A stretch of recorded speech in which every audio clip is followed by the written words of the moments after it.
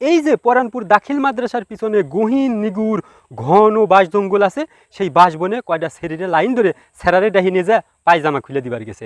তো আমার একজন আঙ্কেল সাংসদ সদস্য মানে এমপি, নাম তার গাজী নজরুল ইসলাম, তিনি সম্প্রতিকালে কি ঘটনাটা ঘটিয়েছে, একটা লইসে ছেড়ে নিয়ে হোটেল কক্ষে গিয়ে ধরা পড়িয়াছে।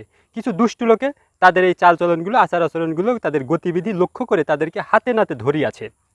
আচ্ছা বলেন ভাই সকল, আমার আঙ্কেল একজন মুরব্বী মানুষ একটা কাজ করেছেন, তাই বলে কি এটা নিয়ে সারা দেশে সমালোচনা করিতে হবে? কেউ যদি কারো একটা দোষ কিংবা একটা পাপ গোপন রাখে, হাসরের ময়দানে আল্লাহ তাআলা ওই ব্যক্তির আমলনামা থেকে 10টা পাপ গোপন রাখবেন। আর একজন মুরব্বী মানুষ একটা কাজ করছে, এইটা নিয়ে আপনারা সারা দেশ তোলপাড় সৃষ্টি করতেছেন, এইটা কি ঠিক? তার এক ঠ্যাং কব্বরে চলিয়ে গেছে, সেই বিচারীরা আর বাঁচবেই বা কয়দিন? এই দুনিয়া তার কি ভোগ বিলাসিতা করার ইচ্ছে নাই? তার কি অধিকার নাই এই দুনিয়া একটু আরামায়েশ, একটু বিলাসিতা করা?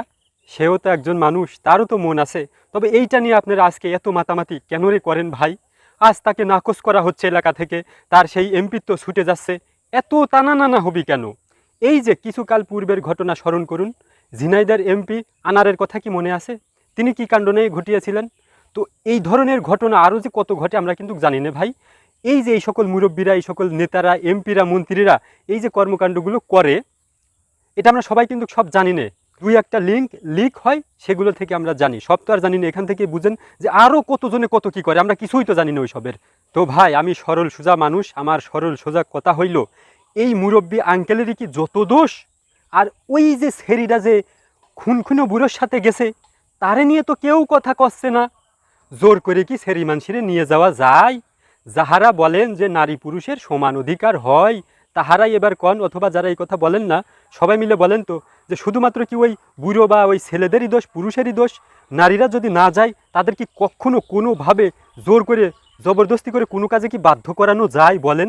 তারা যেই একঘেয়েমি, যে জেদি, আর যেই মানুষের মানুষ তারা, এই ছেড়িরা নিয়ে তো কেউ কিছু করছেন না। ছেড়ি বলে ছোট মানুষ, ও ভুল করেছে, ছেড়িরা করলে পারে ওইটাই করে, যত দোষ এই পুরুষ মানুষের।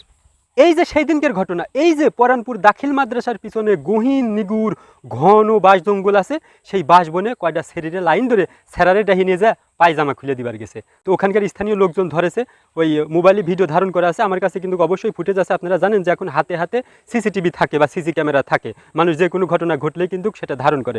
অবশ্যই সেই ডকুমেন্ট আমাদের হাতে কিন্তু অবশ্যই আছে, না থাকলে কিন্তু এই কথা বলার সাধ্য আমি নূর ইসলাম রাখতাম না। তো এই যে ছেড়িরা সেরারে ডাহি নিয়ে যা পায়জামা খুলে দিবার গেছিল, আচ্ছা ছেড়িরা না গেলে কি জোর করে নিয়ে যাওয়া যায়? ছেড়িরা যদি রাজি না থাকে, হুনে কি ছেড়িরে নিয়ে যাওয়া সম্ভব?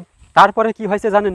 সেই দিনকে ডিস্টার্ব হয়েছে, সফল হয় নাই। তারপরে কয়েকদিন পরে আবার ওখানে সভা হয়, সেই সবার দিন ছেড়িরা, কয়েকজন ছেড়িরা ওখানে আবার পায়জামা খুলে দিবার গেছে। তারপরে আবার ছেলেরা ধাওয়া করছে, কয়েকটা দৌড় মারেছে, আর কয়েকটা ধরা পড়ছে। সেই ফুটেজও কিন্তু আমাদের হাতে অবশ্যই আছে। তবে আমি কিন্তু ওই পরানপুর দাখিল মাদ্রাসার নামে কোনো কিছু বলি নাই ভাই।